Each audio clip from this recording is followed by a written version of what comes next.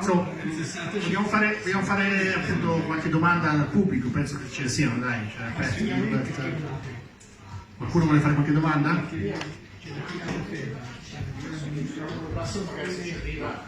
It's a very simple question. Why did you choose that title for your book? Do you know what? I ask myself the same question sometimes.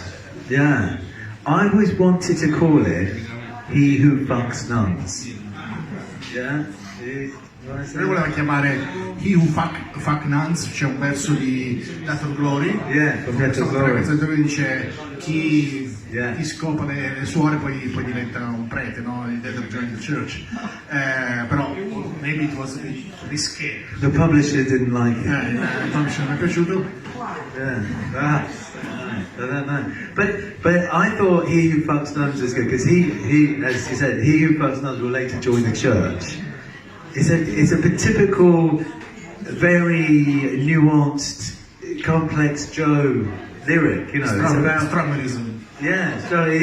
It's like saying he who's, you know, the worst kind of rebel will later become part of the establishment, which at the time, of course, the Clash were being accused of.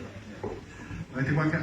dice voleva usare questo titolo, He Who Fuck Nuns, the Church, che vuol dire appunto chi va con le suore, poi un giorno diventa un prete, cioè chi fa l'atto trasgressivo di andare con una suora, poi magari diventa anche lui un conservatore, che era quello di cui venivano accusati i Clash, no? di essersi venduti per la solita storia del latino classichesco. Che poi non ho mai capito perché se Cristo hanno potuto firmare per 3 multinazionali e i Clash non stati messi in vabbè, questo è un altro discorso.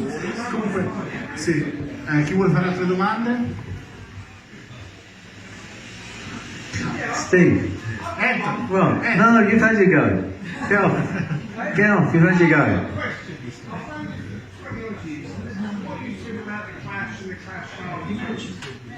Do you honestly think that you chose when they split, you chose what line you went when I stuck with Joe, big on Joe Dynamite, Carbon Silicon, I was Joe, Mark 2, I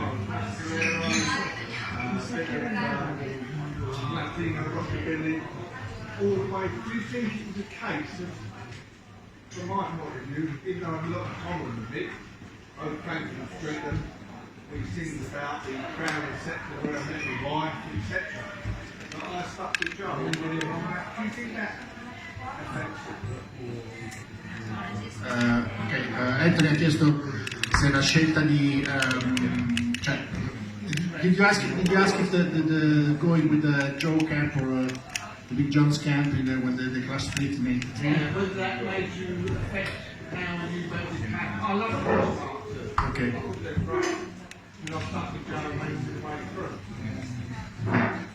Ha chiesto praticamente in che modo il fatto di essersi comunque concentrato sui Clash della prima fase, ovviamente, in che modo lo ha influenzato, ha influenzato sulla macchina di scrivere il libro. Yeah, because I went to see the Clash Part 2, and it was really exciting because it was still the Clash, you know. Well, was it still the Clash? But it was still going to see the Clash. Yeah. And I was a kid. I was like, 17 at that point, and just going to London and going to a gig, and there's like a really heavy atmosphere. But those London gigs did some really heavy atmosphere. But I think I remember at that point, lots of other stuff was going on. It wasn't the Clash. There was a lot of stuff going on in 1982, and 1983, and 1984. The Smiths had arrived, and indie had arrived, and hip hop had arrived, and I always remember the Clash sort of being a bit over there, or a bit over in America, or kind of, I can't, it wasn't like, I'm sure this over here, it's not, I only listen to the Clash. Dice appunto che lui ha visto i Clash, anche lui ha visto i Clash nella seconda formazione, gli è piaciuto tantissimo il concerto ovviamente, ma dice appunto in qualche modo c'erano tante altre cose che succedevano a quel punto nella scena musicale, quindi non erano più il punto di riferimento che erano stati negli anni degli anni precedenti, quindi ovviamente anche sul ricordo di Clash, la scelta anche in Italia della biografia è orientata alla sua prima formazione. Domande? Come on, you look like you got a good question. In No. italiano, fatele pure in italiano perché io... Fulvio, hey! You got a question? I don't like a clash. No. They don't like you either. Mi piace. Oh. Anyone else? Go on. What's your favourite Clash 45 and why? Il singolo preferito di Clash, 45 preferito di Clash. We're talking single, not album. Yeah, I'd A say and B side. White Man in Hammersmith Palais. Perfect answer. White Man and Because I just think it's White Man in Hammersmith Palais is one of the greatest creations that mankind's ever done. Prisoner on the B-side is like one of those great Clash B-sides with Mick singing and what have you. And about the artwork, the whole thing, it's just like, wow, you know, the artwork with the target, with the kind of military, target, with the gunshot and the pink thing, and then they've got it stamped with a kind of stencil. It's just a work of art. In every, why would you want anything else in your life? Diceva appunto, Well, apart from your gorgeous wife and things. ti chiedeva appunto qual è il singolo, quindi però non l'album preferito dei Clash, e ho risposto White Man and Hammersmith Palais, anche per il lato B, The Prisoner, cantata da Mick Johns, insomma anche perché è un progetto meraviglioso, anche lo stesso singolo, con la copertina, eccetera, eccetera. Insomma, quindi White Man and Hammersmith Palais. Altre domande? Se no... What's everyone else's favourite Clash song? La vostra canzone preferita dei Clash, forza. Rock the Rock Casbah. the Casbah? Complete Control. Wow, okay. Overpowered by Funk. That's bad. Scelta particolare. Gran pezzo. I could sing my favorite album, and it's not my favorite song. Ok. Regno Clash. A lot of votes for Regno Clash, interesting. late, Yeah. early 80s Clash. Roadent Connolly. Cool. Gates of the West. Who said Gates of the West? Brilliant song.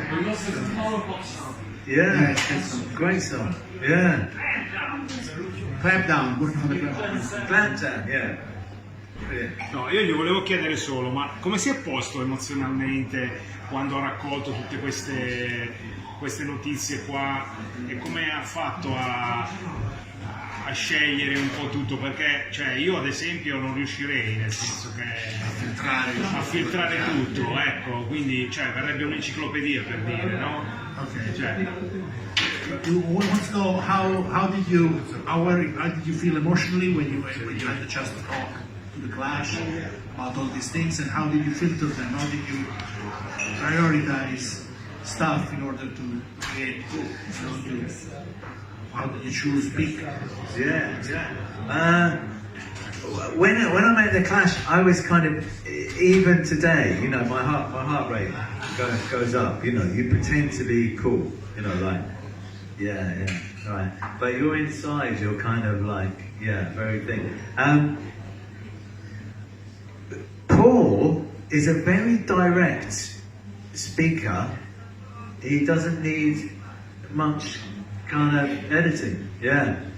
Mick, he kind of like goes off on all these tangents. Here, here. His brain come here, and then right at the end, it all comes together like that. And Joe is just funny, very sort of passionate, and what have you. Topper, a really great memory. Diceva appunto che allora. Very honest. E diceva appunto che lui ogni volta che sente parlare di Clash gli batte il cuore, quindi dice figurati quanto era emozionato. Dice però ancora adesso si emoziona.